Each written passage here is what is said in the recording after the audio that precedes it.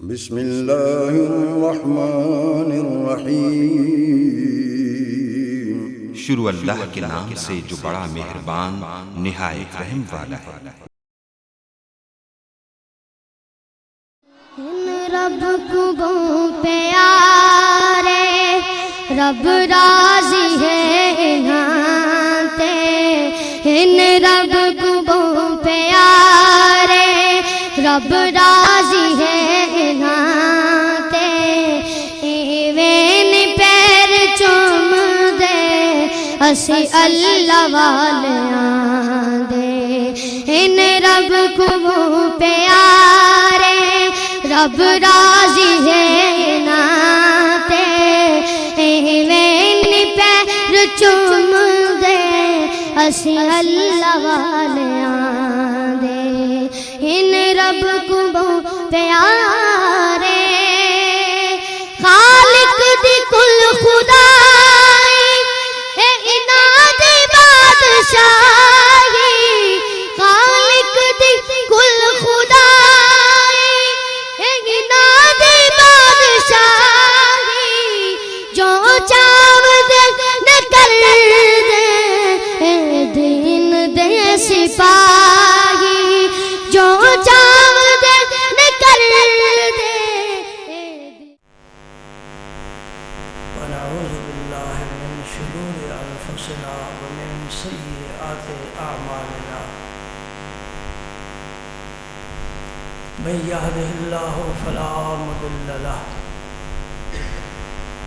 ومن یضلل فلا ہادی لہ، واشہد ان لا الہ الا اللہ وحدہ لا شریک لہ،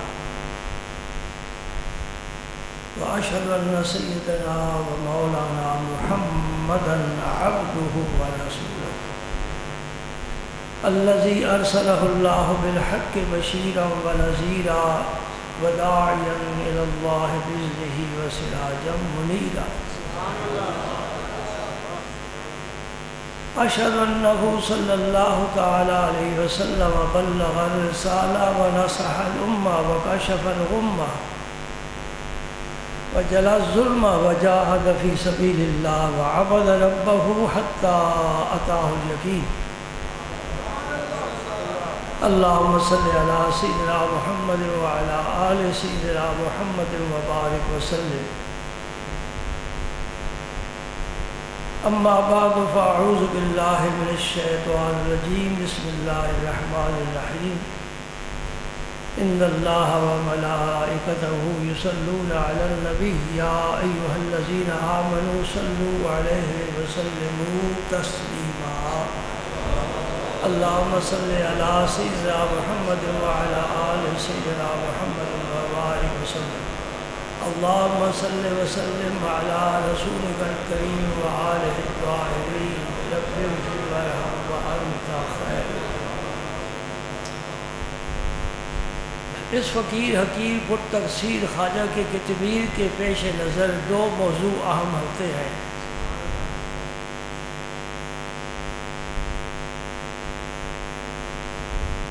فضائل اور مسائل۔ کبھی فضائل بیان کرتے ہیں اور کبھی وقت نکال کر مسائل بیان کرتے ہیں، دونوں چیزوں کی ہر مومن کو ضرورت ہے۔ فضائل سے عقیدہ مضبوط ہوتا ہے، باطن میں روشنی آتی ہے، اور مسائل سے ظاہری زندگی سنورتی اور خوبصورت بنتی ہے۔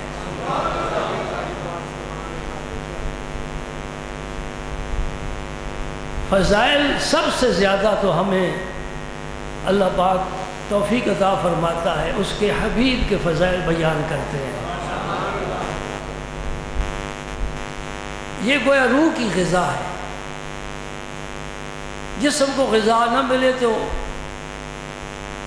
مردہ ہو جائے گا، روح کو غذا نہ ملے وہ بھی آہستہ کمزور ہوتا ہوتا آخر دم توڑ جاتی ہے۔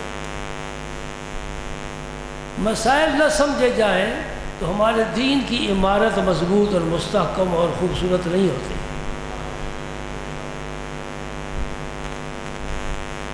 حضور کے بعد صحابہ کرام کا درجہ آتا ہے، ان کے بھی ہم دل کھول کر فضائل بیان کرتے ہیں الحمدللہ، ایک ایک صحابی کا۔ اور سنی کی دونوں آنکھیں روشن ہیں، یہ دونوں آنکھوں سے دیکھتا ہے۔ صحابہ سے بھی عقیدت اور محبت ہے، کوئی بیان کرے، خود بیان کرے، روح تازہ ہو جاتی ہے، بیان کرے یا سنے۔ اور جس طرح صحابہ کی شان سن کر بیان کر کے خوشی ہوتی ہے، اسی طرح اگر کوئی اہل بیت کے فضائل بیان کرے اس سے کم خوشی نہیں، وہ بھی بہت خوشی ہوتی ہے۔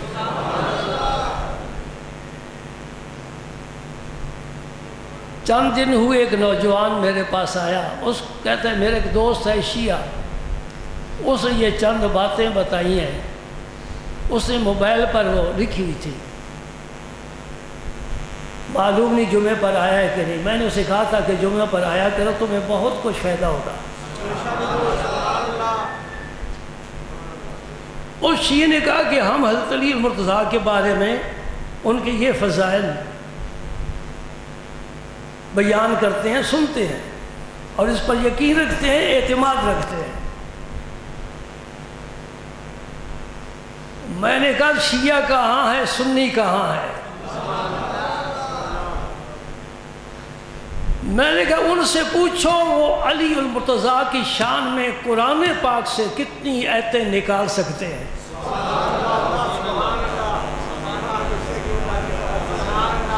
کسی بڑی سی بڑی امام بارگاہ میں چلے جاؤ، کسی مجتہد کے پاس چلے جاؤ، اس سے پوچھو کہ جناب علی المرتضیٰ شیر خدا حیدر کرار، لا فتح الا علی، لا سیف الا ذوالفقار، ان کے متعلق قرآن میں کتنی آیتیں ہیں؟ یہ میں سوال آپ کے بھی سپرد کرتا ہوں، بے شک آپ بھی پوچھیں، پہلے مجھ سے پوچھ لیں۔ میرے امام فرماتے ہیں، امام احمد بن حنبل، کہ علی المرتضیٰ کی شان میں قرآن پاک میں 300 آیات نازل ہوئی ہے۔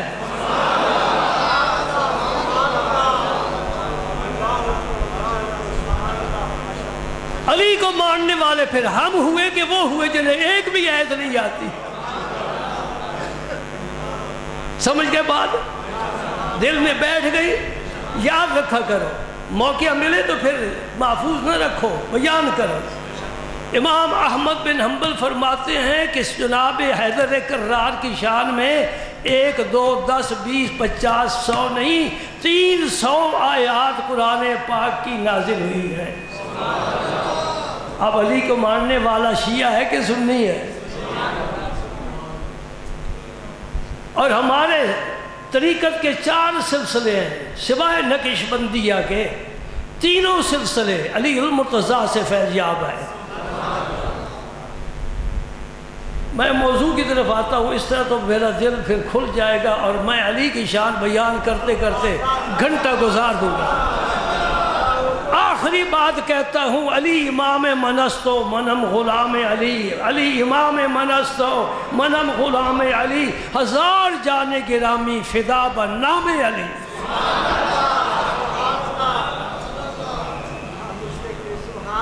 سبحان اللہ، سبحان اللہ، سبحان اللہ۔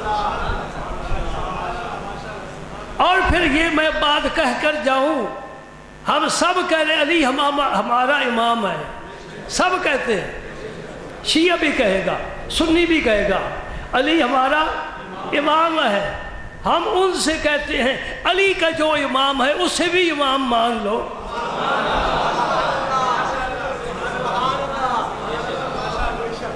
تمہارے سامنے ابو حنیفہ کا قول آ جائے، ادھر امام شافعی کا قول آ جائے، تم امام اعظم ابو حنیفے کا قول قبول کرو گے نا، کیونکہ ہمارا امام تو ابو حنیفہ ہے رضی اللہ عنہما۔ اسی طرح میں کہتا ہوں اگر علی کو امام مانتے ہو تو علی جن کو اپنا امام مانتا نہیں، ان کے پیچھے نمازیں پڑھتا ہے، اسے بھی امام مانو۔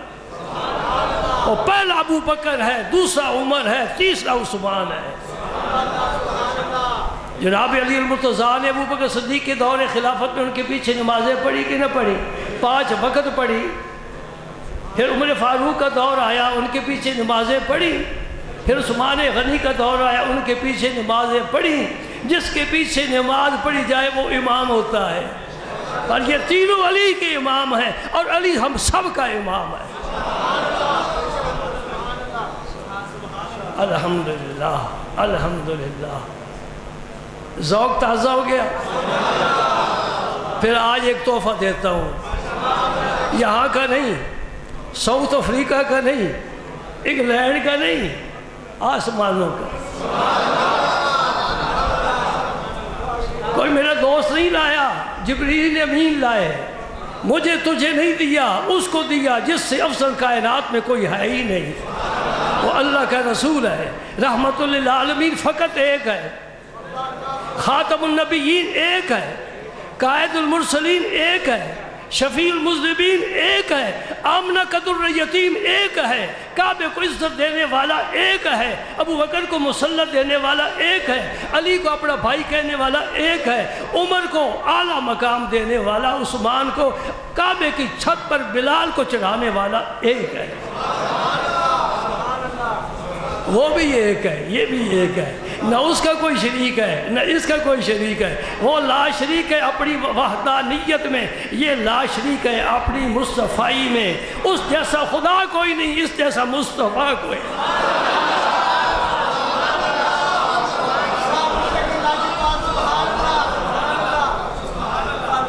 اللہ اللہ اللہ اللہ، سبحان اللہ۔ ایک بھائی چھوٹی سی لکڑی ہے، اتنی، ایک بالش اور انگوٹھے جتنی موٹی۔ آج اس لکڑی کی فضیلت بیان کرنا چاہتا ہوں۔ جو نظامی میرے عزیز ہیں ان کی ماشاءاللہ جیب میں ہوتی ہے، اسے مسواک کہتے ہیں۔ اللہ اللہ اللہ اللہ۔ اتنی سی لکڑی کو، بڑی بڑی قیمتی لکڑی ہیں، ساگوان بڑی قیمتی ہے، اخروٹ کی لکڑی بڑی قیمتی ہے جی، لیکن کوئی بھی لکڑی تیرے گھر میں ہو کوئی فضیلت نہیں، اتنی سی لکڑی تیرے جیب میں ہو، فرشتے بھی درود و سلام بھیجتے ہیں۔ اس لکڑی کو یہ فضیلت کیسے مل گئی؟ اللہ کے حبیب نے ہاتھ میں لیا، دانتوں پر رکھ، فضیلت مل گئی۔ سبحان اللہ۔ مسواک سارے پیغمبر کرتے تھے، سارے صحابہ کرام مسواک کرتے تھے۔ چند حدیثیں سن لو برکت کے لیے، یہ ہمارے دین کا حصہ ہے۔ سیدنا ابو ہریرہ روایت کرتے ہیں، یہ حدیث بخاری اور مسلم دونوں کتابوں میں ہے۔ نبی کریم صلی اللہ علیہ وسلم نے فرمایا، اگر مجھے اپنی امت پر مشقت کا ڈر نہ ہوتا نا کہ میری امت کو مشقت میں نے ڈال دیا ہے، لَأَمَرْتُهُمْ بِتَأْخِيرِ الْعِشَاءِ وَبِالسَّوَاكِ عِنْدَ كُلِّ صَلَاةٍ۔ میں 2 چیزوں کو حکم نہیں دیتا، میری منشا سمجھ گئی، میری امت انشاءاللہ جو سمجھتے ہیں وہ اس پر عمل کریں گے۔ پہلی بات، مختلف مسجدوں سے نمازی آتے ہیں، ان میں کچھ انتظامیہ کے لوگ بھی آتے ہیں، اگرچہ ان کی مجبوری ہوتی ہے، مسجد کا نظام جو چلانا ہے، اپنی مسجد میں جمعہ پڑھے، پھر بھی کچھ شوق والے آ ہی جاتے ہیں۔ ہمارے ہاں ایک بیماری ہے، مولوی جی ٹائم ہو گیا اذان پڑھو۔ ٹائم تیری گھڑی بتاتی ہے کہ مولوی کی گھڑی بتاتی ہے؟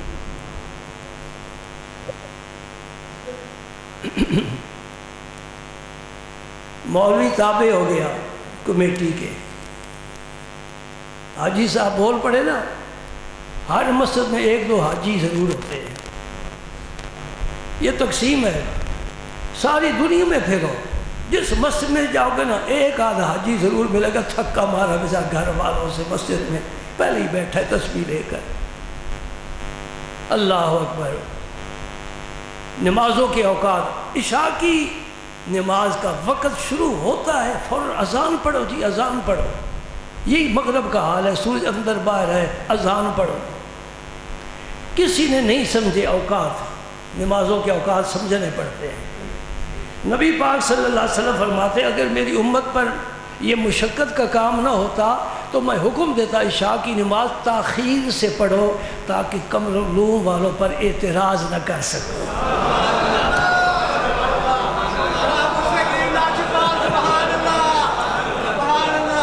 یہ حدیث میرے پاس ہے، استاذ بیٹھے ہیں، انہیں کہو آپ ترجمہ کریں۔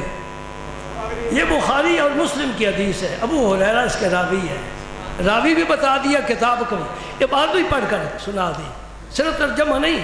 لَأَمَرْتُهُمْ بِتَأْخِيرِ الْعِشَاءِ، عشاء کی نماز دیر سے پڑھا کر۔ اس میں کیا فائدہ ہے؟ دیر سے پڑھیں، جلدی کیوں نہ پڑھ لیں؟ جلدی اس لیے پڑھتے ہیں کہ 9 بجے خبریں سننی ہیں، ہم نے الحمدللہ ٹی وی رکھا ہوا نہیں، لہذا ہمیں وہ تو کوئی پریشانی نہیں۔ 2 چیزیں میرا پاک پیغمبر پسند نہیں فرماتا تھا، نوٹ کر لو، عمل کی اللہ توفیق دینے والا ہے، ہمارا کام ہے پہنچا دینا۔ کان النبی صلی اللہ علیہ وسلم یکرہ النوم قبل العشاء والحدیث بعدہا، یہ حدیث پاک ہے۔ نبی پاک صلی اللہ علیہ وسلم 2 چیزوں کو ناپسند سمجھتے، ایک عشاء کی نماز سے پہلے سونا اور دوسرا عشاء کی نماز کے بعد باتیں کرنا۔ آج میں تمہیں اپنے نظام کی ایک جزئی سمجھا رہا ہوں۔ ہم کیوں عشاء کی نماز دیر سے پڑھتے؟ سردیوں میں 9 بجے تو بہت تاخیر ہو جاتی ہے، اس وقت لوگ کہتے ہیں بھائی اس وقت کس کی اذان ہو رہی؟ کوئی نیا مذہب نکل آیا۔ وہ جو ہمارے خلاف باتیں ہوتی ہیں نا اس کا بھی ہمیں اجر اور ثواب ملتا ہے، کیونکہ لوگ تو 7 بجے فارغ ہو کر مسجد اتالے لگا کر گھر جا چکے ہیں، یہ 9 بجے اللہ اکبر کون کہہ رہا ہے؟ بھائی کوئی نیا مذہب معلوم ہوتا ہے، ہاں جی نیا مذہب ہے، یہ حدیث پاک اگر پرانی ہے تو پھر ہمارا مذہب بھی پرانا ہے، تمہارا یہ کرتوت نیا ہے۔ اب 9 بجے جب اذان ہوگی اس کے بعد باقی نمازیں پڑھ کر نوافل وتر پڑھ کر تقریباً 10 بج جاتے ہیں، ہمارے حفظ کی کلاس کو چھٹی ہو جاتی ہے، وہ بھی سو جاتے ہیں، ہم بھی سو جاتے ہیں، عشاء کی نماز کے بعد بات کرنے کا موقع ہی نہیں ملتا۔ بچ گئے نا، نبی کی پسند ہمارے پاس آ گئی تو ہو سکتا ہے اللہ کی پسند بھی ہمارے پاس آ جائے۔ نبی پاک نے پسند فرمایا کہ عشاء کی نماز کے بعد باتیں نہ کرو۔ ہاں استثناء بھی ہوتا ہے، کوئی قاعدہ کلیہ ہو اس میں استثناء کی گنجائش ہوتی ہے۔ اگر آپ کا مہمان آ گیا اس سے باتیں کر سکتے ہو، یہ حدیث سے ثابت ہے۔ یا آپ صلی اللہ علیہ وسلم ابوبکر صدیق اور عمر فاروق کو اپنے پاس عشاء کے بعد بٹھاتے تھے امور سلطنت کے سلسلے میں مشورے کرنے کے لیے، یہ بھی جائز ہے۔ طالب علم ہے وہ پڑھنا چاہتا ہے، سبق کا تکرار کرنا چاہتا ہے، وہ سبق کا تکرار کرے، اسے ساری رات عبادت کرنے سے زیادہ ثواب ملے گا۔ تو تاخیر عشاء، نماز عشاء دیر سے پڑھنے کی فضیلت آپ کو معلوم ہو گئی؟ الحمدللہ 30 سال کے بعد آپ کو پتہ چلا، کیونکہ میں یہاں 30 سال سے جمعہ پڑھا رہا ہوں۔ دوسری بات فرمایا اگر مجھے اپنی امت کے بارے میں یہ نہ ہوتا کہ میری امت پر شاک گزرے گا، مشقت تکلیف پر سمجھے گی میری امت، تو میں حکم دیتا ہر نماز کے ساتھ مسواک کرو۔ لیکن اللہ کے نبی کی پسند تو ہماری سمجھ میں آ گئی نا، آپ مسواک کو نہیں چھوڑیں گے، آپ مسواک کو نہیں چھوڑیں گے۔ سبحان اللہ۔ شریح بن ہانی یہ تابعی ہے، یہ فرماتے میں نے عائشہ صدیقہ رضی اللہ تعالی عنہا سے پوچھا کہ حضور اکرم جب گھر میں تشریف لاتے تھے سب سے کون سا کام پہلے کرتے تھے گھر میں آ کر؟ اب گھر کے حالات تو صحابہ باہر والے نہیں بتا سکتے، وہ تو ازواج مطہرات ہی بتائیں گے۔ یہ شوق آپ میں بھی ہونا چاہیے، نبی کے بارے میں پوچھتے رہنا۔ کاروباری لوگ سونے کی قیمتیں پوچھتے رہتے ہیں، آج کہاں ہے، آج کہاں ہے، خریدا تھا چڑھ گیا تو بیچ دیتے ہیں، گر گیا تھوڑا انتظار کر لیتے ہیں۔ اور سونا قیمتی ہے کہ نبی کی سیرت قیمتی ہے؟ یہ سونا تو خطرے میں ڈالتا ہے، جان کا بھی خطرہ ہو جاتا ہے، ڈاکو تو ہر وقت پیچھے ہیں۔ اور نبی کی سیرت اللہ کی جناب میں بندے کو مقرب بناتی ہے۔ جو حضور کے افعال اور اقوال سنتا ہے، احوال سنتا ہے، آگے بڑھتا ہے، دین میں آگے بڑھتا ہے، جذبہ پیدا ہوتا ہے، شوق محبت پیدا ہوتی ہے، اللہ پاک اسے اپنے قریب کرتا ہے۔ حضور کی ہر سنت کے ساتھ ایک میرا اپنا صدری نسخہ ہے، ذہن میں رکھو، دل و دماغ میں رکھو، حضور کی ہر سنت کے ساتھ ایک نور رب نے مخصوص فرمایا ہوا ہے۔ جو اس سنت پر عمل کرے گا اللہ اسے وہ نور دے دے گا، دوسری پر کیا دوسرا نور، تیسری پر کیا تیسرا نور، جو ہی سنتوں پر عمل کرتا جائے گا نور بانٹتا جائے گا، جب آخری کنارے پر پہنچے گا ولیوں میں اس کا نام لکھا جائے گا۔ یوں ولایت ملتی ہے۔ 2 حدیثیں سن لی آپ نے، آپ کی پسند۔ اب میں عائشہ صدیقہ نے کیا جواب دیا یہ تو باقی رہ گیا۔ پوچھنے والے پوچھتے ہیں اماں حضور گھر میں تشریف لاتے تھے سب سے پہلا کیا کام کرتے تھے؟ فرماتی ہیں کہ سب سے پہلے آپ مسواک کرتے تھے۔ ابھی تو آپ نماز پڑھ کر آئے ہیں، ابھی دوسری نماز کو ٹائم ہے، تو مسواک کی کیا ضرورت ہے؟ ایک حدیث میں آتا ہے کہ جبریل نے مجھے مسواک کی اتنی تاکید کی اور میں اتنا مسواک استعمال کرتا ہوں کہ مجھے خوف ہوا کہیں میری سامنے والے ہونٹ گھس ہی نہ جائے مسواک کر کر کے۔ اتنا مسواک آپ استعمال کرنا۔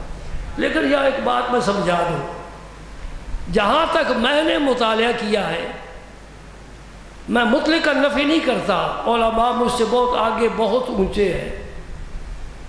یہ آپ نے دیکھا ہوگا نا سعودیہ میں مسواک نماز کی حالت میں نکال کر اسی وقت دانتوں میں پھیر کر پھر مسواک جیب میں ڈال لیتے ہیں۔ میں نے کم از کم کوئی حدیث ایسی نہیں پڑھی کہ نبی کریم صلی اللہ علیہ وسلم نے نماز کی حالت میں مسواک استعمال فرمایا۔ سمجھے کہ نہیں سمجھے؟ علماء سے پوچھنا شاید کوئی حدیث مل جائے، اگر کسی کو حوالہ مل جائے تو مجھے بھی بتا دینا، میرے علم میں اضافہ ہوگا۔ لیکن نہ میں کسی ولی اللہ کو دیکھا ہے، نہ کسی اپنے استاد کو دیکھا ہے، نہ پیر و مرشد کو دیکھا ہے جو مسواک سے بہت محبت فرماتے تھے کہ نماز کے دوران جیب سے نکال کر مسواک کرنا، اس کا میرے پاس کوئی حوالہ نہیں۔ ہم یہی سمجھتے ہیں کہ وضو کرو تو ساتھ مسواک استعمال کرو، یہ وضو کی سنت ہے۔ اب ایک سوال پیدا ہوتا ہے کہ حضور اتنا مسواک کیوں فرماتے ہیں؟ ڈاکٹر لوگ تو کہتے ہیں دن میں 3 مرتبہ برش کر لو، منہ صاف رہے گا، دانتوں میں کھانے کے جو ذرات ہیں نکل جائیں گے، وہ گلیں گے سڑیں گے نہیں، معدے میں تعفن پیدا نہیں کریں گے۔ ٹھیک ہے، تو ہم 5 وقت مسواک کر لیں تو ٹھیک ہے نا۔ حضور اتنا مسواک کیوں استعمال فرماتے تھے؟ جب بھی گھر تشریف لے جاتے مسواک، باہر آتے تھے مسواک۔ حدیث پاک سن لو، انشاءاللہ مسئلہ حل ہو جائے گا۔ ام المومنین عائشہ صدیقہ کی حدیث ہے، اور یہ حدیث کی بہت سی کتابوں میں روایت ہے۔ امام شافعی نے اس کو روایت کیا ہے، امام احمد بن حنبل نے روایت کیا ہے، 2 کتابیں، تیسری دارمی شریف اس میں بھی یہ حدیث ہے، چوتھی نسائی شریف اس میں بھی یہ حدیث ہے، اور امام بخاری نے بھی اپنی صحیح میں بغیر سند کے یہ حدیث بیان کی ہے۔ اتنی گویا کتابوں میں یہ حدیث آتی ہے۔ اب آپ کو بہت خوشی ہوگی جب یہ حدیث سنیں گے، کیونکہ میں جب سنا رہا ہوں تو مجھے بڑی خوشی ہو رہی ہے۔ ایک بڑا قیمتی تحفہ میں آپ کو دے رہا ہوں۔ مسواک عام مل جاتے ہیں، کم از کم دکانوں پر اگر نہ ملے تو دعوت اسلامی کے مرکز پر بڑے مسواک ملتے ہیں۔ انہوں نے اس کو بڑا عام کیا، اللہ تعالیٰ ان کو جزائے خیر دے۔ کوئی ایسا نوجوان بوڑھا جو دعوت اسلامی میں شامل ہے وہ ایسا نہیں کہ اس کے پاس مسواک نہ ہو، اس کی داڑھی نہ ہو، اس کا امامہ نہ ہو، وہ نماز کا پابند نہ ہو۔ کیا میں آپ کو دعوت دے رہا ہوں؟ راستہ دکھا رہا ہوں۔ اگر دعوت اسلامی میں شامل نہیں ہوتے یہ باتیں تو تمہارے لیے، ہر مسلمان کے لیے ضروری ہے نا۔ 5 وقت کا نمازی ہو، نمازی با جماعت پڑھے۔ میں ساتھی کو سنایا کرتا ہوں لیکن وقت کو بھی دیکھتا ہوں، پھر کہتا ہوں رہنے دو۔ وہ کہاں نور پور شرکی، وہاں سے ایک بابا کبھی کبھی آتا ہے، جی میں سفر پر تھا تو عشاء کی نماز ہو گئی تھی، میں نے کہا قمرالعلوم میں مل جائے گی۔ میں نے کہا آؤ بابا جی کھانا کھاؤ، چائے پیو، انتظار کرو، ابھی نماز پڑھتے ہیں۔ ایسے لوگ موجود ہیں۔ قمرالعلوم دیر سے نماز پڑھتا ہے، فائدہ سمجھ میں آیا؟ شہر میں کوئی بھی بچا کھچا نمازی جسے جماعت نہ ملے آ جائے، انشاءاللہ 9:15 بجے جماعت ہوتی ہے، جماعت کی فضیلت اور ثواب لے کر جائے۔ ہمیں کچھ نہ دے کر جائے، لے کر جائے۔ ہر جمعے لے کر جاتے ہو نا کہ کچھ دے کر بھی جاتے ہو؟ تمہارا خلوص ہمارے لیے بہت ہے، پیار بہت ہے۔ ہم دلوں کے خریدار ہیں، فلوس کے خریدار نہیں، خلوص چاہتے ہیں۔ اس چیز کو پسند ہی نہیں کرتے جو جیب سے نکلے جیب میں آئے، نہیں، دل سے آئے دل میں اتر جائے۔ اگر میں تم میں یہ خلوص نہ دیکھتا تو میں کب سے یہ واعظ کا سلسلہ ختم کر سکتا۔ اب تو میری عمر اور صحت بھی تقاضا کرتی ہے میں ریسٹ کروں۔ 60 سال کے بعد تو انگریز بھی ریٹائر کر دیا جاتا تھا، کر دیتا تھا نا۔ اب میں تو 70-80 کے قریب پہنچ رہا ہوں، بڑا سفر طویل طے ہو گیا ہے، الحمدللہ الحمدللہ۔ عائشہ صدیقہ فرماتی ہیں نبی پاک صلی اللہ علیہ وسلم نے مسواک کے 2 فائدے بیان کیے ہیں اس حدیث میں، 2 فائدے۔ پہلا فائدہ السواک مطہرۃ للفم، منہ کو صاف پاک کر دیتا ہے، کوئی بدبو ہو ختم ہو جاتی ہے۔ سگریٹ پینے والے، حقہ پینے والے بغیر مسواک کے نماز نہ پڑھیں، بدبو کو ختم کریں۔ نہ فرشتوں کو بدبو پسند ہے اور نہ روحانی لوگوں کو بدبو پسند ہے، خوشبو ہر ایک پسند کرتا ہے۔ دوسرا اس سے بھی بڑا فائدہ، منہ تو 5 وقت مسواک کرو تو صاف پاک رہتا ہے، بدبو نہیں رہتی۔ اس سے آگے والا فائدہ یہ نبی پاک نے ہمیں عطا فرمایا ہے۔ سبحان اللہ کہہ دو۔ ایک مولوی صاحب کو مجھے بڑا لطیفہ یاد ہے، میں کہا میں کیوں تمہیں کہوں سبحان اللہ کہو؟ جب ماسٹر جی بچے کا سر گھٹنوں میں دے کر مارتے ہیں تو کہتے ہیں چلا، وہ خود ہی چلاتا ہے، یعنی جب چوٹ لگے گی خود ہی کہو گے سبحان اللہ۔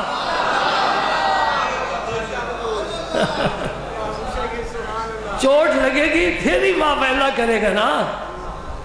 اللہ کا ذکر میں بھی کر رہا ہوں، آپ بھی کریں۔ جو وقت بیٹھا ہے اللہ کے ذکر میں، اس کی یاد میں، اس کے حبیب کی یاد میں، دین کی باتیں سنا رہے ہیں، سمجھ رہے ہیں۔ اللہ پاک عمل کی توفیق عطا فرمائے۔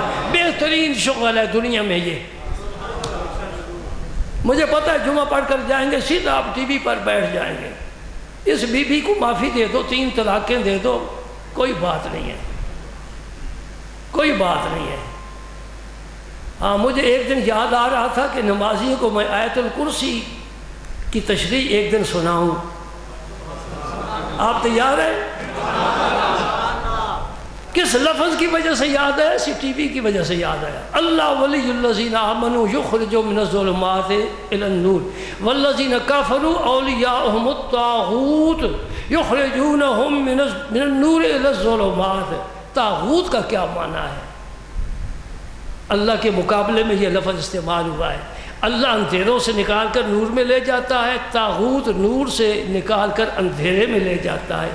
ادھار سے انشاءاللہ کبھی ذکر کروں گا، لیکن اس شرط پر کہ پھر آپ کو طاغوت کے سر میں جوتے مارنے ہوں گے، طاغوت کے سر میں جوتے مارنے ہوں گے۔ نبی پاک صلی اللہ علیہ وسلم نے فرمایا کہ مسواک کا فائدہ کیا ہے؟ مرضات للرب، اس سے رب راضی ہو جاتا ہے۔ سبحان اللہ۔ منہ تو پاک صاف ہو ہی گیا، رب راضی ہو گیا۔ اب میں سمجھ گیا کہ نبی پاک جب گھر تشریف لاتے تھے مسواک کیوں فرماتے تھے؟ تاکہ میں اپنے رب کو راضی کروں۔ اس نے بھیجا ہے نا، جبریل لے کر آئے ہیں، جبریل خود نہیں آتے، رب بھیجتا ہے۔ وَيَفْعَلُونَ مَا يُؤْمَرُونَ، اللہ پاک فرماتا ہے جس کا ان کو حکم دیا جاتا ہے وہی کام کرتے ہیں فرشتے۔ آگے بھی چلیں گے، ایک اور حدیث پاک، وقت تو ختم ہو گیا، مختصر سے یہ چند چیزیں بڑی اعلیٰ ہیں۔ یہ بھی عائشہ صدیقہ کی حدیث ہے، ان کی عزت بھی صرف اہل سنت کے دلوں میں ہے، وہ علی علی کرنے والوں کے دلوں میں نہیں ہے، اس لیے کہ ان پر منافقین نے تہمت لگائی تھی۔ مدینہ پاک کے منافقین نے ام المومنین پر تہمت لگائی تھی، حضور نے اس کا جواب نہیں دیا، صفائی پیش نہیں کی، انتظار کیا کہ وہی آئے۔ میرا کہنا کچھ اور ہے، شوہر صفائی دے، وہ اتنی محلے میں، علاقے میں، سوسائٹی میں اہمیت نہیں رکھتی، سمجھے نا؟ بیوی پر تہمت لگی، شوہر صفائی دے، اتنی اہمیت نہیں رکھتی، اگرچہ اللہ کا رسول ہے لیکن منافقین کے نزدیک تو نہیں۔ یہ جبریل لائے کچھ آیتیں، لائے قرآن کی، سورہ نور پڑھو، 18 آیتیں اللہ نے عائشہ صدیقہ کی شان میں نازل کی ہے۔ قرآن آ چکا، یہ آیتیں منسوخ نہیں ہیں۔ آج بھی جو فرقہ عائشہ صدیقہ کے متعلق گندہ ذہن رکھتا ہے وہ منافقین کے ساتھ کا ہے، وہ سچا مومن نہیں ہو سکتا۔ اللہ اکبر۔ عائشہ صدیقہ رضی اللہ تعالیٰ عنہ فرماتی ہیں کہ نبی پاک صلی اللہ علیہ وسلم عشر من الفطرت، 10 چیزیں ہیں جن کا تعلق انسان کی فطرت کے ساتھ ہے، یعنی فطرت ایمانیہ، فطرت اسلامیہ۔ بعض نے کہا ہے انبیاء کرام کے سنن، یعنی ان کے طریقوں کے ساتھ اس کا تعلق ہے، اور بھی شارحین نے میں نے کیے، لیکن میں اسی کو بات کو پسند کرتا ہوں۔ حضور نے فرمایا 10 چیزیں ہیں جن کا تعلق ہر مسلمان کی فطرت کے ساتھ ہے، فطرت جس پر وہ پیدا ہوتا ہے اس کے ساتھ ان کا تعلق ہے، یعنی اپنی فطرت کو مکمل کرنا چاہتا ہے ان 10 چیزوں پر ضرور عمل کرے۔ انگلیوں پر گنتے جانا، میں آپ کو بتاتا جاتا ہوں۔ پہلی کس الشارب، یہ جو دیکھیں گے آپ منہ میں گر رہی ہیں، ان کا کاٹنا، باریک کرنا، تاکہ ہونٹ کا جو یہ جسم ہے وہ ان بالوں کے نیچے سے نظر آئے۔ کرو گے؟ اور جن کی بڑی ہوتی ہے میں کہتا پتہ نہیں انہوں کڑھائی کیوں نہیں پہنتی، اتنا بوجھ چکے ہیں نا، انہوں ہلکا کر۔ یہ حضور فرما رہے کس و شارب، یہ سارے نبیوں کا طریقہ چلایا ہے۔ اب نبیوں کے طریقے تو پھر ہمیں ضروری عمل کرنا چاہیے اس پر نا۔ ایک نمبر کس و شارب، یہ پروگرام بنا لو ہر جمعرات کو یا ہر جمعے کو ہم نے ان کا ضرور تعاقب کرنا ہے، ان کو بٹھا کر چھوڑنا ہے۔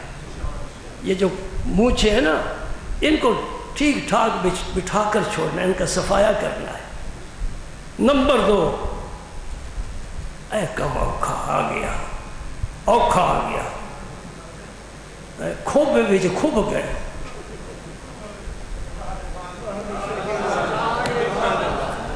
کون نکالے؟ اللہ نکالے۔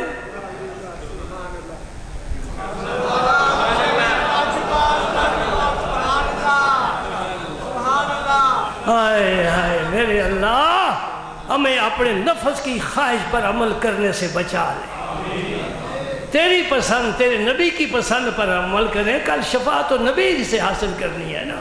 یہ خبیث ہمیں چھوڑ کر چلا جائے گا، اسے اللہ پاک دوزخ میں ڈالے گا جو ہمارا ساتھی ہے۔ فرمایا دوسری بات، اعفاء اللحیہ، داڑھی کو بڑھانا، داڑھی کو کہاں تک بڑھانا؟ ایک لاہور کے مولوی صاحب تھے بڑے، میں نام نہیں لیتا، شاید ان کا کوئی ماننے والا بیٹھا ہو، دل آزار ہی نہ ہو۔ میانی صاحب کے قبرستان میں ان کی قبر ہے، قرآن پاک کا بڑا درس دیا کرتے تھے، عالم تھے، اس کو میں تو مانتا ہوں تمہارے پاکستان کا صدر جو نہ زمین میں نہ آسمان میں، وہ انہی سے درس لیا کرتا تھا اور اس میں کچھ دینی جذبہ پیدا ہوا ضیاء الحق، تو پھر وہ جب تقریر کرتا تھا تو وہ پڑھتا تھا نحمدہ و نصلی علی رسول الکریم۔ کوئی اچھی باتیں اس نے چھوڑی ہیں۔ اللہ اکبر۔ وہ صاحب جب تالاب پر بیٹھتے تھے، ان کی مسجد میں تالاب ہے، جب تالاب پر بیٹھتے تھے ان کی داڑھی مبارک تالاب پر تیرتی تھی۔ نہیں، کوئی حدود اربع ہونا چاہیے نا جی، کوئی حدود اربع، کچھ حسن بھی ہونا چاہیے۔ حسن وہی ہے جو تاجدار مدینہ کا ہے، باقی کوئی حسن نہیں ہے۔ حسن وہی ہے جس کو یوسف بھی سلام کرے، میں قربان جاؤں۔ یعقوب کا فرزند، پیغمبر کا فرزند، پیغمبر، مصر کے تاج و تخت کا مالک، حسن میں لاجواب۔ میرے مصطفیٰ نے فرمایا یوسف علیہ السلام سے میری ملاقات ہوئی شب معراج، انہیں حسن کا کچھ حصہ دیا ہے، تیرے نبی کو سارا حسن دیا۔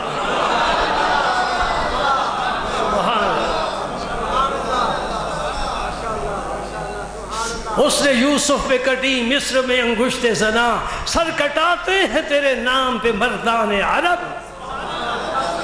شاہ ولی اللہ کے والد صاحب شاہ عبد الرحیم صاحب نے خواب میں سرکار کی زیارت کی، عرض کیا یا رسول اللہ حسن یوسفی تو بڑا مشہور ہے، جو آ کر زیارت کرتا تھا 6 ماہ اسے بھوک نہیں لگتی تھی، آپ کے حسن کے بارے میں ہم نے ایسی کوئی روایت نہیں پڑھی، آپ نے کیا جواب دیا؟ میں قربان جاؤں، خوابوں بھی جواب دیتے ہیں، جاگتے ہوئے بھی جواب دیتے ہیں، عربیوں کو بھی، اجمیوں کو بھی، زمین والوں کو بھی، عرش والوں کو بھی سلام ہے۔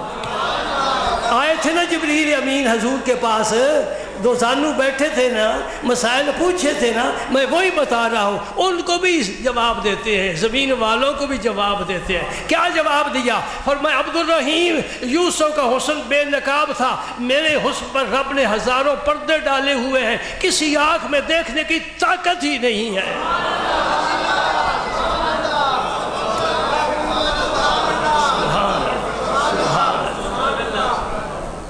یوں ہی دنیا ان پر قربان ہوتی ہے۔ عوام کو چھوڑو، اولیاء کی بات کرو، غوث کتب کی بات کرو، ابدال اوتاد کی بات کرو، نقیب نجیب کی بات کرو، ولیوں کی بات کرو۔ شیخ الحدیث حدیث پڑھا رہا ہے، کالا کالا رسول اللہ صلی اللہ علیہ وسلم ضرور کہے گا، جہاں نبی پاک آ گئے اس میں مبارک۔ جب حدیث پڑھاتے ہیں نا بے شمار جگہ پر حضور کا اس میں مبارک آتا ہے، اور جتنے حدیث پڑھانے والے ہر دفعہ درود پاک پڑھتے ہیں صلی اللہ علیہ وسلم۔ یہ مختصر درود ہے۔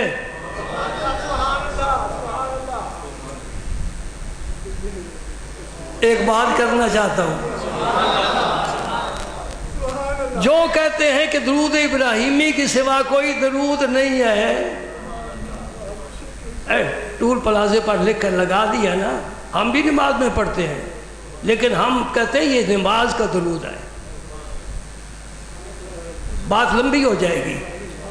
وہ کہتے ہیں بس یہی درود پڑھو اور کوئی نہ پڑھو، بے شک پوچھ لینا۔ وہ کہتے ہیں درود ابراہیمی کے علاوہ کوئی درود نہیں۔ میں کہتا ہوں تمہارے استاد حدیث جب پڑھاتے تھے درود ابراہیمی پڑھتے تھے یا صلی اللہ علیہ وسلم پڑھتے تھے؟ درود ابراہیمی پڑھو تو دن میں 2 حدیثیں بیان ہوگی، درود ہی پڑھتے رہیں گے، یہ کافی لمبا درود ہے نا۔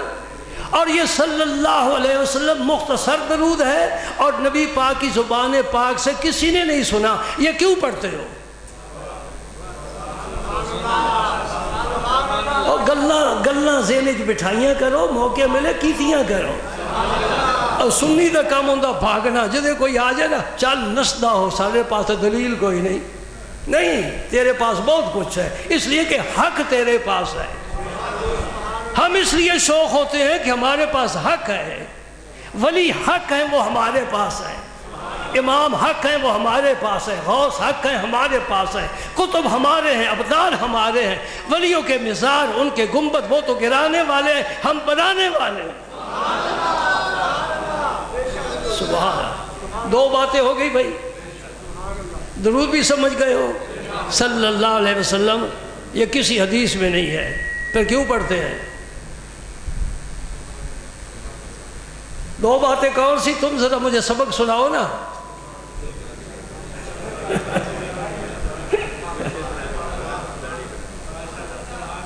میں یوں ہی لطیف ہوں میں تمہارے دلوں میں باتیں ڈالتا ہوں. اور میں تمہیں یقین سے کہتا ہوں اگر محبت سے آتے ہو قیامت کے دن انشاءاللہ یہ سارے ساتھی اکٹھے ہوں گے اللہ کے حضور، یہ سب اکٹھے ہوں گے. اس لیے کہ محبت والوں کو اللہ تعالیٰ علیحدہ علیحدہ نہیں کرتا، ملا دیتا ہے. بلکہ حدیث آتی ہے ایک آدمی مشرق میں ہے اور اس کو اس آدمی سے محبت ہے جو مغرب میں ہے، ملاقات نہیں ہوئی، دیکھا نہیں، صرف سنا ہے. قیامت کے دن رب اسے بلائے گا، اس سے بھی بلائے گا، فرمایا یہ ہے جس میں تو میری وجہ سے محبت کرتا ہے. تو معنی یہ ہوا نہ اجمیر دور ہے نہ بغداد دور ہے. یہ کوئی دوریاں نہیں ہے. روح را قرب و بعد یکساں. شاہ عبدالعزیز صاحب کا جملہ ہے بڑا پیارا، فرماتے روح کے لیے قرب اور بعد کوئی معنی نہیں رکھتا، کوئی معنی نہیں رکھتا. دو باتیں ہوگی نا جی، دوسری کون سی ہوئی؟ چپ خاموش. تیسری بات سنو، فرمایا والسواک، اس کا تعلق ہے باب کے ساتھ. مسواک کرنا بہت سے ساتھی ہیں کرتے ہیں، کچھ نہیں بھی کرتے. جو نہیں کرتے آج دل کے ساتھ عاد کرو. ہم اس فضیلت سے کیوں محروم ہیں؟ اتنی ساری تو لکڑی لے کر پاس رکھنی ہے، سفر پر جاؤ ساتھ لے کر جاؤ. یہ آج 2-3 مسواک ہمیشہ سفر میں ساتھ لے جاتا ہے. کبھی ایسا ہوتا ہے کہیں استعمال کیا رکھا، اٹھا یاد نہ رہا، آگے جا کر کیا کریں گے؟ دوسرا مسواک استعمال کر لیں. اور میرے پیر و مرشد چون کر آنکھوں سے لگایا کرتے تھے. اور پیاروں کی پیاری باتیں، اعلیٰ لوگوں کی اعلیٰ باتیں. حضور شیخ الاسلام سیالوی غریب نواز مسواک کو چون کر آنکھوں سے لگاتے تھے، فرماتے تھے تو میرے یار کو پسند ہے، میں تیرے ذریعے وہ سنت پوری کرتا. سبحان اللہ. اور دوسری بات بھی بتا دوں، آپ نے نہیں سنی ہوئی، آپ نے اپنے وصیت نامے میں لکھا تھا، فرمایا تھا جب مجھے جنت کی کیاری میں اتارو نا، ہائے ہائے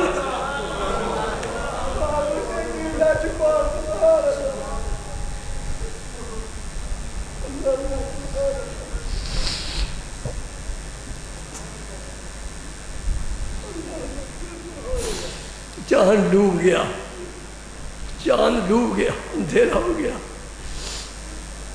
فرمایا جب مجھے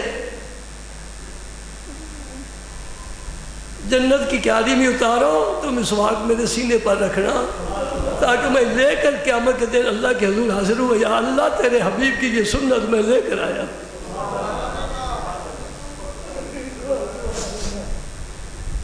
اللہ آپ نے در بہت زیادہ بلند فرمائے، جتنے بلند کیے ہیں اس سے بھی زیادہ بلند فرمائے. آپ کا فیض جاری رہے، ہم غلاموں پر نصر عنایت نصر کرم رہے. الحمدللہ الحمدللہ الحمدللہ. 3 باقی ہوگی. استنشاق، ناک میں وضو کے وقت پانی ڈال کر اسے جھاڑنا. یہ بھی مسئلہ سمجھ لو، دائیں ہاتھ سے ناک میں بھی پانی ڈالنا ہے اور منہ میں بھی پانی ڈالنا ہے. کلی کرنی دائیں ہاتھ سے، لیکن ناک جھاڑنا بائیں ہاتھ سے. مسواک بھی دائیں ہاتھ سے کرنا، کلی بھی دائیں ہاتھ سے. سبحان اللہ. کشف الاظفار، ناخن اتارنا. سبحان اللہ. اس لیے کہ ناخن بڑھ جائیں، کام کاج کرنے والوں کے ناخنوں میں مٹی جم جاتی ہے، وہ کھانے کے ساتھ اندر جاتی ہے. ایک ساتھی نے مجھے بتایا کہ ایک انگریز کے ساتھ قائد اعظم محمد علی جناح کھانا کھا رہے تھے.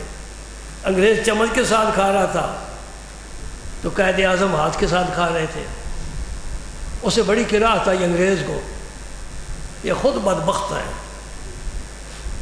اسے بڑی کراہت آئی کہ ہاتھ سے کھا رہا ہے. انہیں طنز کی، کہنے لگا تمہارا نبی اسی طرح کھاتا تھا جیسا تم کھاتے ہو.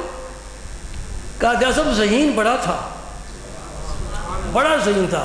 اس قوم کو ایک ایسا ذہین مل جائے نا اب ملک کی حالت ہی سنور جائے. اس نے ملک بنایا، ہم نے اس کو پنجابی کہتے ہیں ونجایا.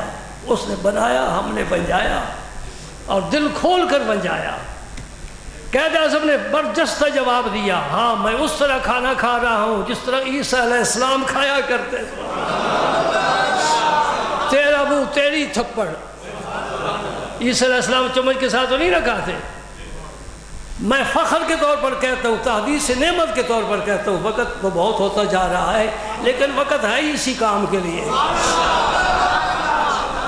اب رمضان بھی گزر گیا، مجھے اس کا بڑا خطرہ ہوتا تھا، پھر بھی 2 بج ہی جاتے تھے نا، اور گرمی بھی کا زور ٹوٹ گیا، کمر ٹوٹ گئی ہے۔ اب اگر 2 ڈھائی بج جائے تو میرے حال کوئی فرق نہیں پڑتا نا، اور زیادہ سے زیادہ اتنا ہی ہوا، کھانا آدھ گھنٹہ لیٹ ہو جائے گا، بیگم صاحبہ انتظار کریں گے، 2-4 جملے بھی فرما دیں گے، کوئی فرق نہیں پڑتا۔ سننے کے تو آپ عادی ہیں نا ماشاءاللہ، لکھی پڑھی لیتے ہیں نا تاکہ اچھی طرح سنائیں، انگلش میں بھی اردو میں بھی، بڑی باتیں۔ اچھا تو وہ یار یہ کرنا چاہتا ہوں کہ میرے حضور شیخ الاسلام رضی اللہ تعالیٰ عنہ نے اور خواجہ صاحب توسوی نے ایک جگہ کھانا تناول فرمایا، اور تیسرا یہ عاجز بھی آپ کے حکم پر دسترخوان پر حاضر تھا۔ اور گجرات جڑے سیالی پھر دن نا، میں پلے انہیں نہیں بنتا، کوئی تھے پہنچے تو پھر بات سمجھ آئے نا۔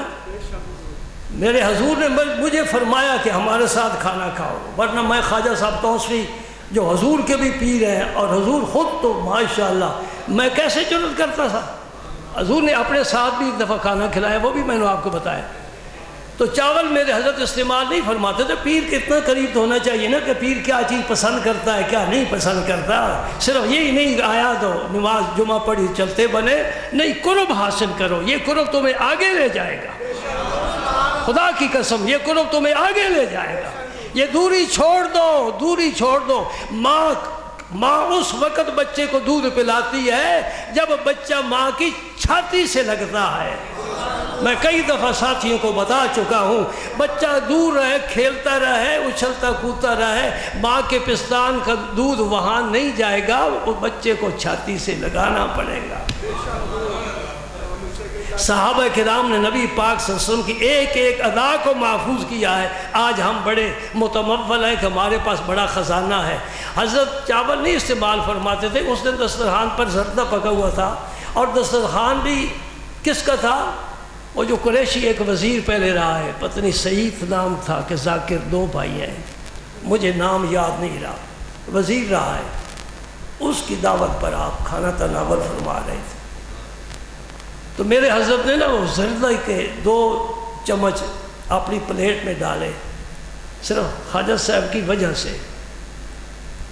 تو آپ نے 1 چمچ تو تناول فرمایا، دوسرا چمچ جو بچ گیا وہ مجھے عطا فرمایا۔ اس چمچ کے ساتھ کچھ لعاب دان ہوگا نا؟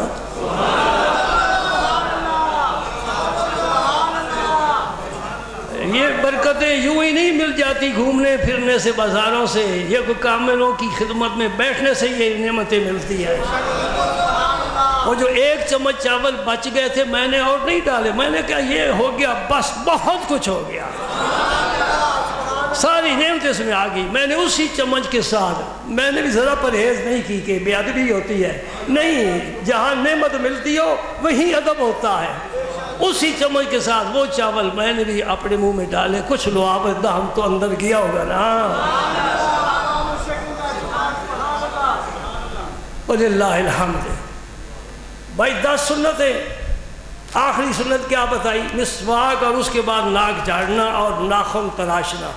اس کا بھی طریقہ ہے، وہ اب میں یہاں سمجھا سکتا ہوں، اس انگلی سے شروع کرنا ہے، اس کو چھوڑ کر پھر اس کا اتارنا ہے۔ یہ کسی کو شوق ہوا تو میرے پاس آ جانا، کوئی پہرے دار نہیں ہوگا، مجھے کوئی خطرہ بھی نہیں ہے۔ ایک ہمارے ساتھی آئے تھے مولوی صاحب، 2 گن میں لے کر، میں کہ ہو یہ کیا؟ کہتے بڑا خطرہ ہے۔ میں نے کہا جو جس گولی پر نام لکھا ہوا ہے وہ آئے گی، سینے میں آئے گی، ہم تیار ہیں۔ وضو کر کے بیٹھے، اذان کا انتظار ہے، کوئی پرواہ نہیں۔ مرزا غالب نے کہا تھا موت کا ایک دن معین ہے، نیند کیوں رات بھر نہیں آتی۔ ناخن اتارنا، کھانا ہاتھ سے کھانا، ہاں چمچ سے کھانا خلاف شرع تو اب نہ رہا نا، جو بڑی پرہیز کرتے ہیں چمچ ادھر رکھ دیتے ہیں، حالانکہ چمچ سے آدمی داڑھی والا آدمی ہو، اللہ کرے سارے ہی ہو جائیں، اور میں نے پرانا وعدہ کیا اگر سارے داڑھی والے ہو گئے تو میں سب کی دعوت کروں گا، اور دعوت پر اب تو میں زردہ ضرور پکاؤں گا اور کہوں گا ذرا ہاتھ کے ساتھ کھا کر دیکھو نا، کوئی ادھر چاول گریں گے کوئی ادھر گریں گے، چمچ کے ساتھ بڑی نا سنجیدگی کے ساتھ آدمی کھا سکتا ہے، یہ کوئی خلاف سنت کام نہیں ہے، ہر کام سنت نہیں ہوتا، سنت کی خاص تعریف ہے، بے شک چمچ کے ساتھ کھایا کرو، یہ کوئی گناہ والا، میں ابھی آپ کے سامنے واقعہ بیان کر رہا ہوں، شیخ الاسلام نے چمچ کے ساتھ تناول فرمائے چاول، اس سے بڑی میں آپ کو سند کیا دے سکتا ہوں؟ حضور کے زمانے میں تو یہ چھوٹے چمچ ہوتے نہیں تھے، اس وقت تو ہاتھ سے کھایا جاتا تھا، لیکن منع نہیں ہے، ناخن بھی اتر گئے جناب آپ کے، غسل البراجم، یہ جو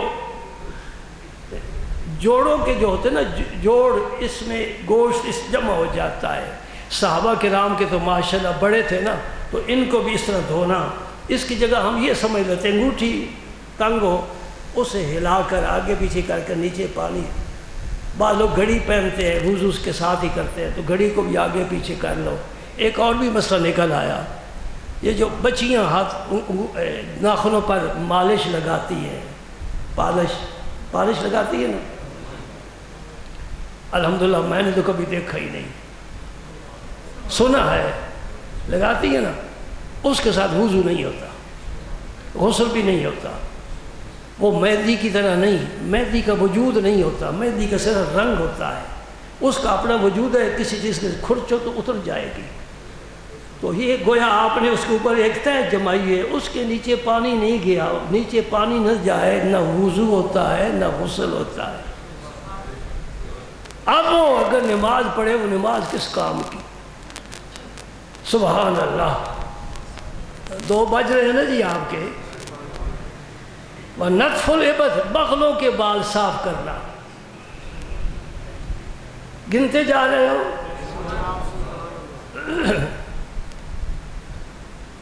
تاکہ بدبو پیدا نہ ہو، پسینہ آتے بدبو پیدا ہوتی ہو، اسلام نے کتنی پاکیزگی اور صفائی کا حکم دیا ہے، سبحان اللہ سبحان اللہ سبحان اللہ۔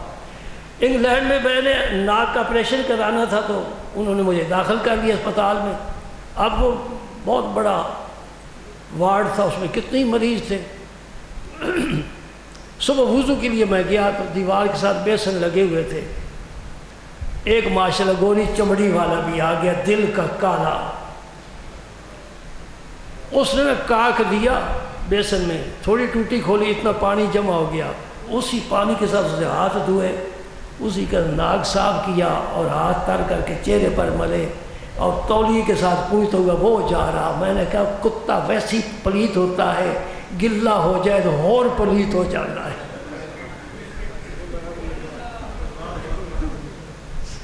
یہ کیا پاکیزگی ہے؟ کیوں ان کی تعریف کرتے ہیں؟ ان میں کیا خوبی تمہیں نظر؟ جو استنجا نہیں کرتا، جو جنابت کا غسل نہیں کرتا، ان باتوں کو بھی رہنے دو جن کو اپنی نسل کا پتہ نہیں ہے کہ میں کس کا بیٹا ہوں، کون میرا باپ ہے، دادا پر دادا کون ہے۔ تیرے ماشاءاللہ پورے قبیلے کا تیرے گھر والوں کو علم ہے، ایمانوں کے مقابلے میں ان کو لاتے بے ایمانوں کو، خبیثوں کو، دوزخی یہود و نصارہ۔ تم کیوں ڈرتے ہو؟ میں ان کو رہ کر آیا ہوں، اور وہ پنجابی نہیں سمجھتے تھے، جو سامنے آتا تھا میں اسے سناتا تھا۔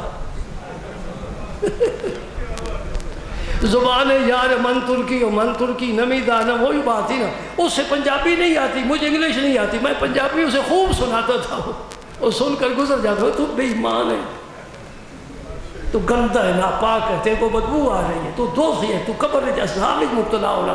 یہ ساری باتیں میں کیا کرتا تھا، اور اب بھی کر رہا ہوں منبر پر بیٹھ کر۔ اللہ راضی ہو رہا ہے کہ میرے نبی کے دشمنوں کو برا سمجھتا ہے۔ یہ بغض ایمان کا جز ہے، محبت بھی جز ہے، بغض بھی، کسی سے پیار کرنا وہ بھی ایمان کا جز ہے، کسی سے عداوت رکھنا یہ بھی ایمان کا جز ہے، ورنہ جہاد نبی پاک نہ فرماتے۔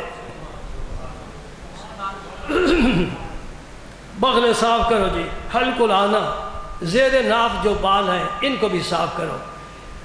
علماء نے فرمایا کہ اگر کوئی آدمی بہت ہی سست ہے یا بہت مصروف ہے یا کوئی اور عذر ہے، وہ ہر ہفتے دوسرے ہفتے نہیں صفائی کر سکتا تو 40 دن تک اسے شرعاً اجازت ہے، لیکن 40 دنوں کے بعد اسے ضرور اپنی صفائی کرنی ہوگی۔ یہ بھی سمجھ کا مسئلہ۔ وَانتقاص الماء، استنجا کرنا، استنجا کرنا یہ بھی صرف تم میں ہے، وہ جو کھڑے ہو کر پیشاب کرتے ہیں ان میں نہیں ہے۔ ایک علماء فرما رہے تھے کھڑے ہو کر اس نے پیشاب کیے تو مجھے سمجھ نہیں آیا کہ یہ انسان ہے کہ حیوان ہے، البتہ اگر ایک ٹانگ اٹھا لیتا تو پھر سمجھ آ جاتی کہ یہ کیا ہے۔ اور آخری بات کلی کرنا، یہ 10 چیزیں میرے پاک پیغمبر صلی اللہ علیہ وسلم نے ہمیں تحفہ عطا فرمایا۔ ابھی باب تو مکمل نہیں ہوا لیکن ایک حدیث تو سنتے ہی جاؤ نا۔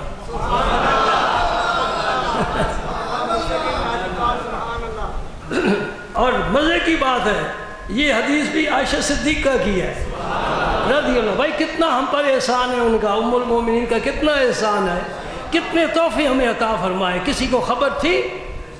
فرماتی ہیں کہ رسول پاک صلی اللہ علیہ وسلم نے فرمایا جو آدمی بغیر مسواک کے وضو کر کے نماز پڑھے تو 1 نماز کا ثواب ملتا ہے، مسواک کر کے وضو کرے تو اسے 70 نمازوں کا ثواب ملتا ہے۔ منہ پاک، نبی کی سنت ادا، اللہ راضی، اور نماز کا درجہ 70 گنا بڑھ گیا۔ آج کے بعد نظامی مسجد کا نمازی اگر مسواک نہ کرے یہ فقیر بری ہو گیا، اب ذمہ داری آپ پر ہے۔ جو باتیں بتائیں اللہ تعالیٰ عمل کی توفیق عطا۔